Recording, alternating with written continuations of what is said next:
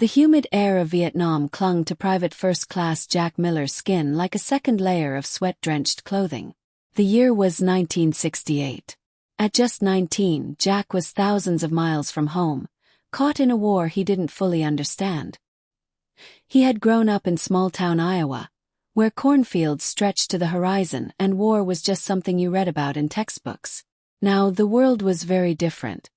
His unit, Bravo Company, had been ordered to move toward a small village outside Saigon. Intelligence reports claimed it was harboring Viet Cong operatives. Jack had never fired his weapon at anyone before. He prayed he wouldn't have to. But in Vietnam, prayers often went unanswered. As they marched through the dense jungle, Jack kept his eyes on the soldier ahead of him. Sergeant Ramos, a seasoned Marine with a cigarette constantly dangling from his lips. Ramos had seen things. He walked like he was always ready for death to jump from the trees. The silence was broken by the sound of gunfire. "Ambush! Cover!" shouted Ramos. Bullets shredded leaves and bark. Jack dove behind a fallen log, his heart pounding like a war drum. He clutched his rifle and tried to steady his breathing. Around him, men were screaming, some giving orders, others crying out in pain. Jack peered out and spotted movement, enemy fighters weaving through the trees. Training kicked in. He aimed and fired. The recoil jolted him, but the figure dropped. He had shot someone. The realization hit like a punch in the chest. The firefight lasted 10 minutes, though to Jack it felt like 10 hours. When it ended, 5 of his fellow soldiers lay lifeless. Ramos had taken a bullet to the leg but kept moving, dragging a wounded private to safety.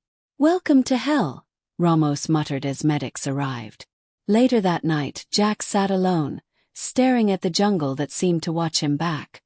The stars overhead were the same as in Iowa, but they offered no comfort here. His hands still trembled. He had survived, but at what cost? 2 weeks later, their unit was stationed in a remote camp. Jack and Ramos had grown closer, talking about home, girls, and what they'd do when they got out. Ramos had a daughter he hadn't seen in 2 years. Jack had a high school sweetheart who wrote him every week. One evening, a group of villagers came to the camp. They were frightened, holding photos of missing family members.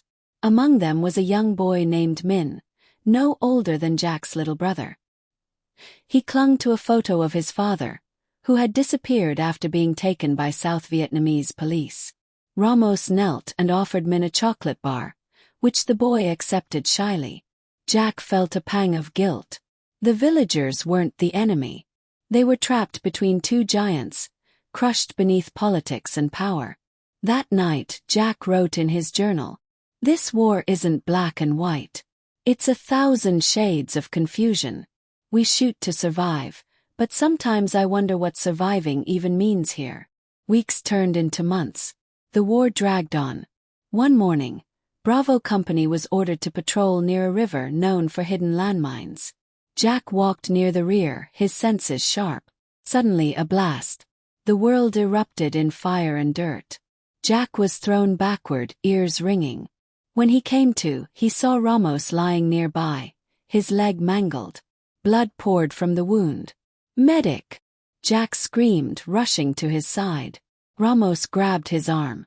"Don't let me die here, kid." "You're not dying," Jack said, wrapping the leg tightly. Helicopters came, and Ramos was airlifted out. Jack didn't know if he'd ever see him again. 3 months later, Jack's tour ended. He returned to Iowa, but everything felt different. The fields were the same, but he was not. He didn't sleep much. Loud noises made him flinch. People asked about the war, but how could he explain it? One day he received a letter from Ramos.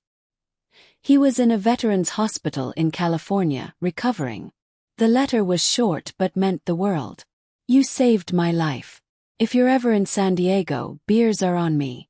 Stay strong, kid. We made it." Jack smiled for the first time in weeks. Years later, Jack stood before the Vietnam Veterans Memorial in Washington, D.C. He ran his fingers over the engraved names of friends, brothers in arms, and strangers alike. The memories came flooding back. The jungle, the heat, the pain, and the strange moments of peace in between. He wasn't sure if the war had changed the world, but it had changed him. He wasn't the scared kid in the cornfields anymore. He had faced death, survived, and carried the stories of those who hadn't. And though the shadows of Saigon still lingered in his dreams, Jack had learned to live with them, one day at a time.